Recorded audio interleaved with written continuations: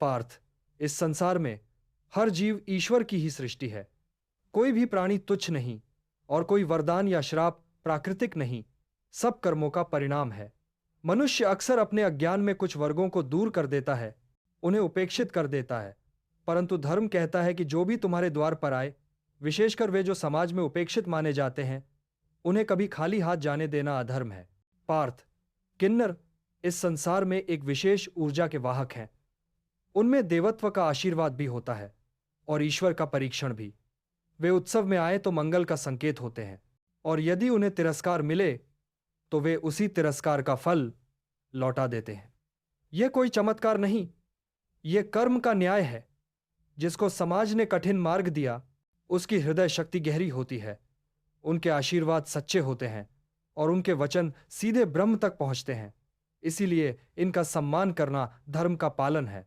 पार्थ, जब कोई किन्नर तुम्हारे घर आए तो उसे ईश्वर का दूत समझो। उनकी उपस्थिति में केवल हस्ताक्षरित परंपरा नहीं, कर्म का अवसर छुपा होता है।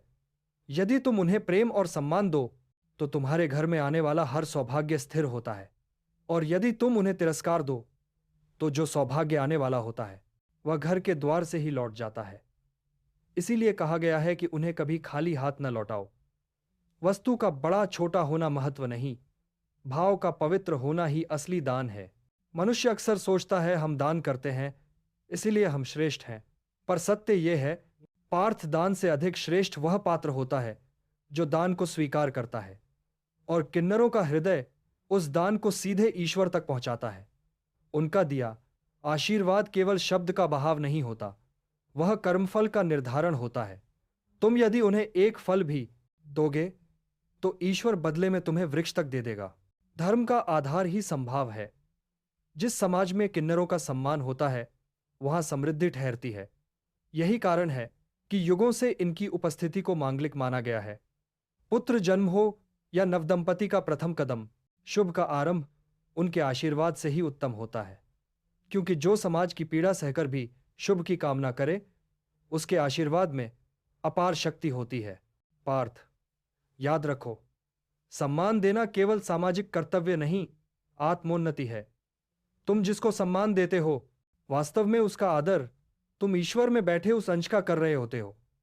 और जब तुम किसी ऐसे जीव को सम्मान देते हो जिसे अक्सर दुनिया अनदेखा कर देती है, तब ईश्वर स्वयं तुम्हें देखता है और तुम्हारे कर्मों की रक्षा करता है।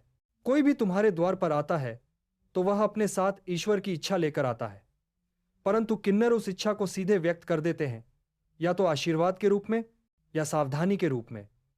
इसलिए यदि किसी दिन कोई किन्नर तुम्हारे द्वार खड़ा हो तो समझना कि आज ईश्वर ने तुम्हें अपनी परीक्षा देने भेजा है। उस क्षण तुम्हारी कंजूसी, तुम्हारा अहंकार या तुम्हारा प्रेम, जो भी तुम चुनोगे, वही तुम्हारे भविष्य का मार्ग लिखेगा। इसलिए पार्थ, कर्मयोग यही कहता है, जो भी मांगे उससे पहले दे दो, जो भी आए उसे अपनाओ, जिसे दुनिया ने ठुकराया है उसे तुम सम्मान दो।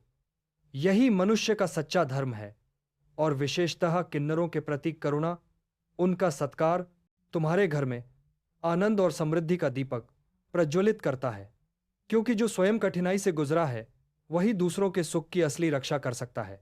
याद रखो, किन्नर का आशीर्वाद मात्र आशा नहीं, वह कर्म का संरक्षण है, और उनका अप्रसन्न होना मात्र वचन नहीं, वह कर्म का दंड है।